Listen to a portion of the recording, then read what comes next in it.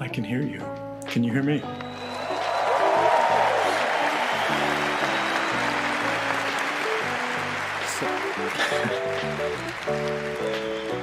So, welcome to Web Summit, Edward.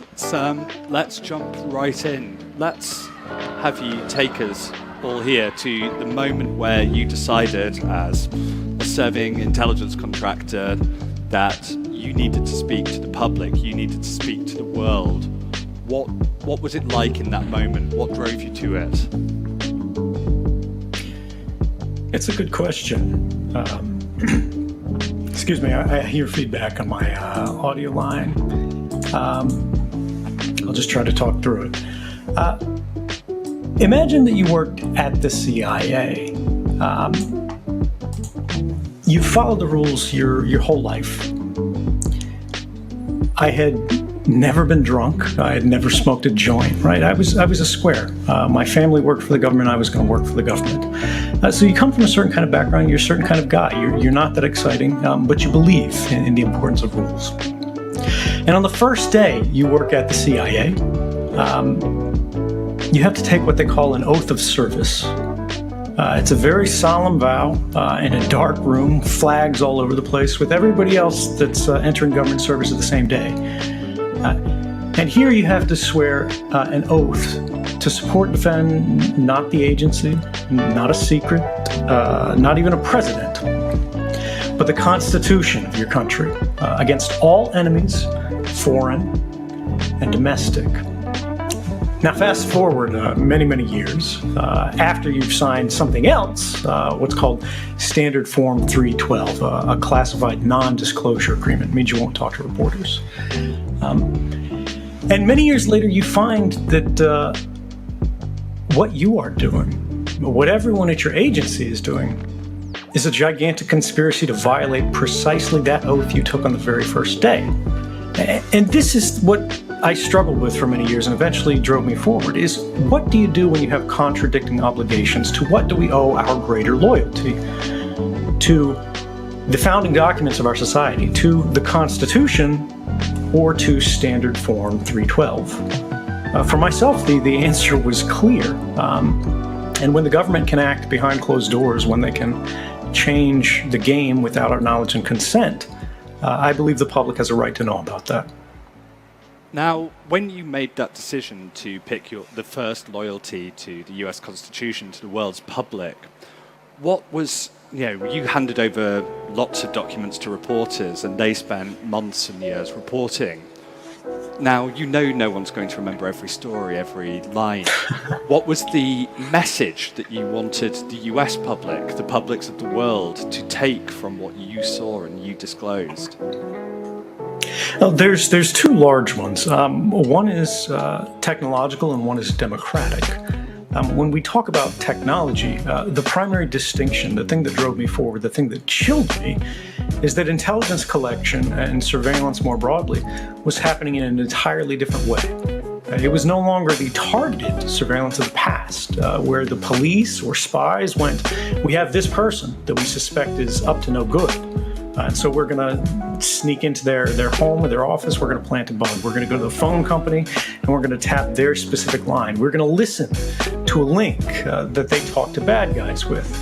Instead, they began watching everyone, everywhere, all the time, saving as much information as they could, even for people who had done nothing wrong, even for people who were not suspected of doing something wrong, simply because it could eventually be useful. Or maybe they wouldn't get a chance to catch it later, so they would prospectively begin surveilling people before they had broken the law. This is what I call the creation of the new permanent record. Systems were being created that did this all the time in the background, and nobody in a position of power tried to stop it because it benefited them. And this is what brings us to the democratic problem. The law didn't matter. The courts didn't matter. Your rights didn't matter because the system had redefined and compromised them and what they meant in absolute secrecy. And this leaves us with the question that I think we are still dealing with today. What do you do when the most powerful institutions in society have become the least accountable to society? And I think that's the question that our generation exists to answer. 2013 was a long time ago. 6 years and the world has moved quite a long way. It's not just the US president that's changed, though maybe people will feel different about the surveillance powers that has. We've seen our attitudes to tech change, we've seen the giants change. We've seen far more activity from Russia, from China, from other countries. Do you think the huge debate, the huge conversation that you started, how do you feel about the state of that 6 years on? Have we moved forwards or are we moving back?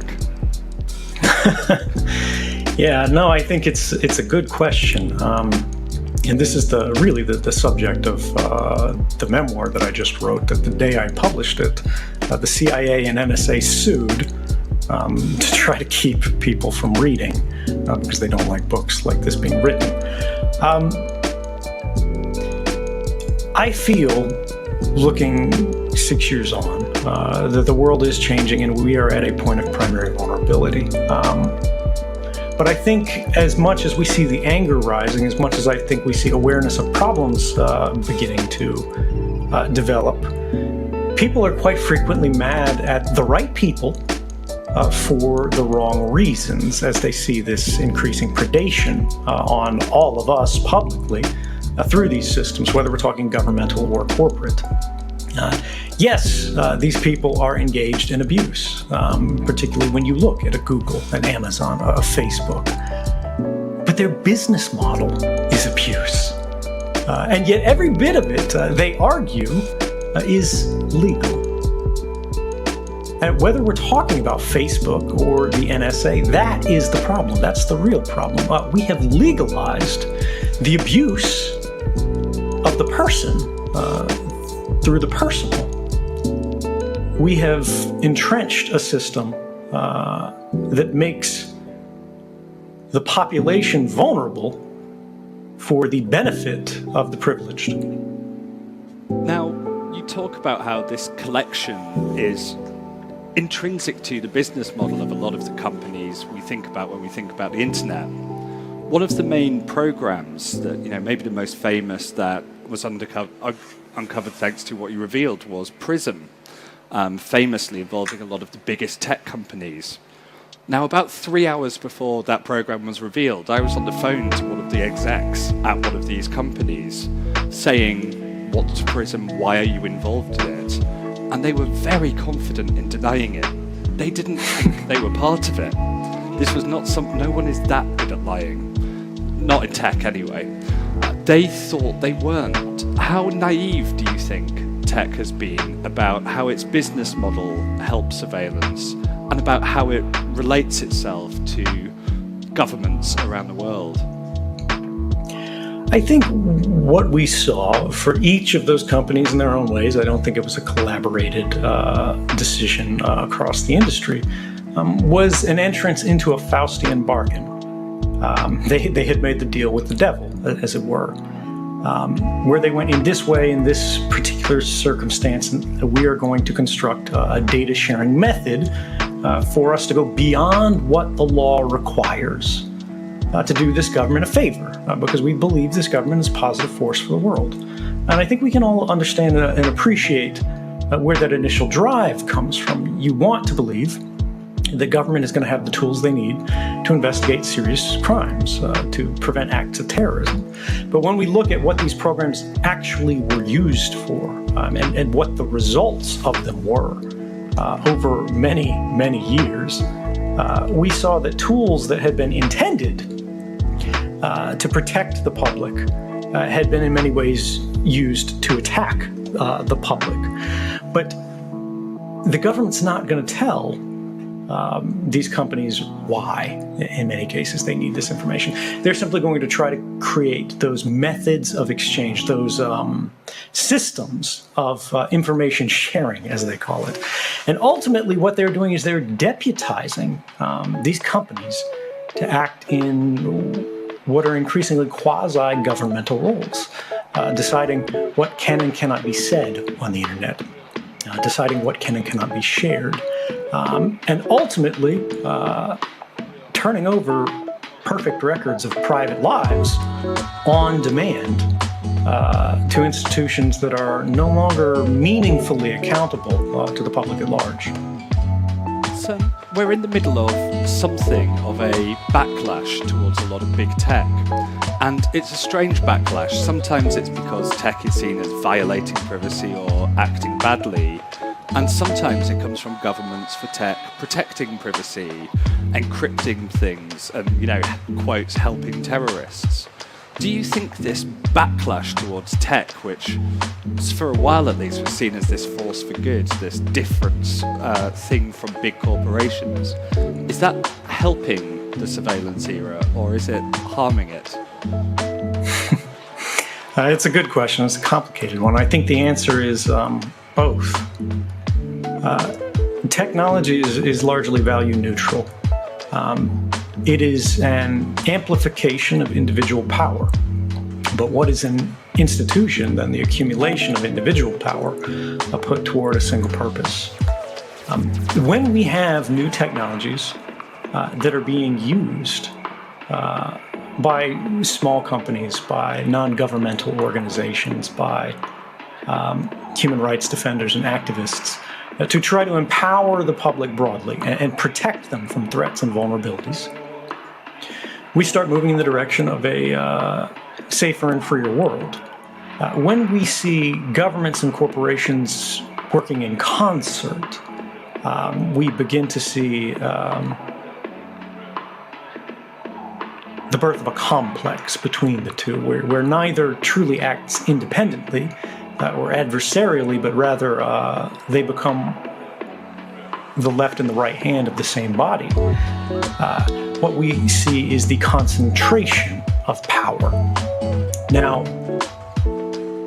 when we have an institution or institutions which were already powerful before, and now they are combining their powers to control or at least influence what everybody who is outside of those institutions are able to do, that I think raises real questions of, is the ultimate benefit worth the cost? Because if you create an irresistible power, whether it's held by Facebook or whether it's held by any government, the question is, how will you police the expression of that power when it is used against the public rather than for it? If this is essentially the bad version of the internet, the dangerous version of the internet, what does a good version of the internet look like? What helps you build that? We are speaking to you from within the EU, so is it something like GDPR? Do we have a panacea there? This is a good bit of legislation in terms of the effort that they're trying to do. Is GDPR the correct solution? I think no, and I think the mistake that it makes is actually in the name. The General Data Protection Regulation misplaces the problem. The problem isn't data protection, the problem is data collection. Regulating the protection of data presumes that the collection of data in the first place was proper, that it was appropriate, that it doesn't represent a threat or a danger, that it's okay to spy on everybody all the time, whether they're your customers or whether they're your citizens, so long as it never leaks, so long as only you are in control of what it is that you've sort of stolen from everybody. And I would say not only is that incorrect, but if we learned anything from 2013, it's that eventually everything leaks. It's a bad strategy. So, but to just test you on that a little bit, one of the rare things with GDPR is it's got big fines. You can have 4% of your money. Are there not some tech giants you'd like to see facing that kind of thing? Oh, absolutely. This is the thing where I say it is a good first effort, right? It is a low bar, and they have raised that bar, and that is meaningful. What I'm saying is that it's not a solution. What I'm saying is that it's not the good internet that we want, because even though the GDPR does propose, I believe, 4% of global revenue fines for internet giants, Today, those fines don't exist. And until we see those fines being applied every single year to the internet giants, until they reform their behavior and begin complying not just with the letter but the spirit of the law, it is a paper tiger. And I think that actually gives us a false sense of reassurance because these companies that are the ones who that fine is most threatening to are also the ones with the most lawyers who are able to undermine the meaning of that law the most effectively. Now, of course, the room that you're speaking to here, this is a room full of tech entrepreneurs, of tech executives, of tech investors, maybe one or two regulators, but that's not the main crowd. What do you want them to build next? What do you want them to do next? What is the sort of positive thing that you could see from them for the next era of the internet? I think we need to consider what the real problem is. What is responsible for this mood that we all feel, whether we're talking politics, whether we're talking technology, whether we're talking economy.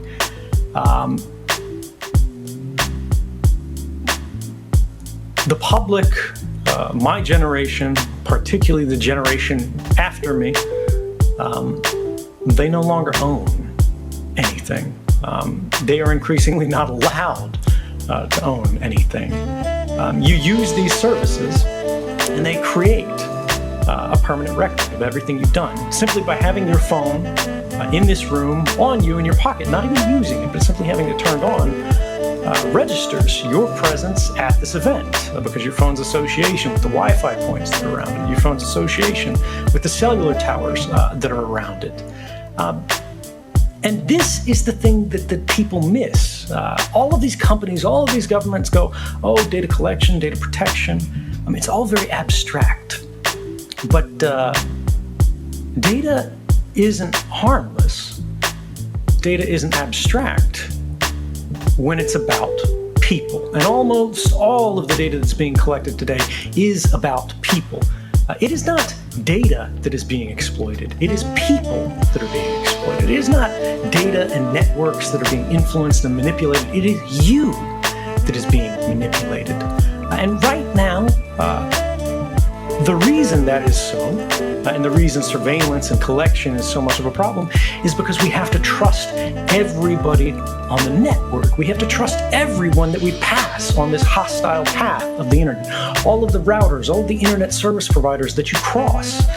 If you have to trust Cisco or Juniper or Huawei or Nokia, we have a problem because you can't trust any of them. They will all act in their own interest rather than the public's interest broadly. Whether it's a private company or a national telecommunications company, it is an institution of power. And our communications are vulnerable today to every single one of them until we change the model, until we redesign the basic system of connectivity in the internet. We have more and more communications becoming encrypted today, or electronically protected, right? They're no longer electronically naked as they cross this hostile path. But it is not all of them. Even when they are being encrypted, they are still observed. You can see Edward, the origin and the I'm going to have to cut you there with that challenge for building a new internet. Sir Edward Snowden, thank you very much. Thank you. I'm going to say one last thing if I can. I know we're out of time, but one last thing. And this is for the call for restructuring the internet. It's much more simple than that. Rather than asking people to trust you, rather than asking them to trust your service, as all of your ailing competitors do, show them why they don't have to trust you.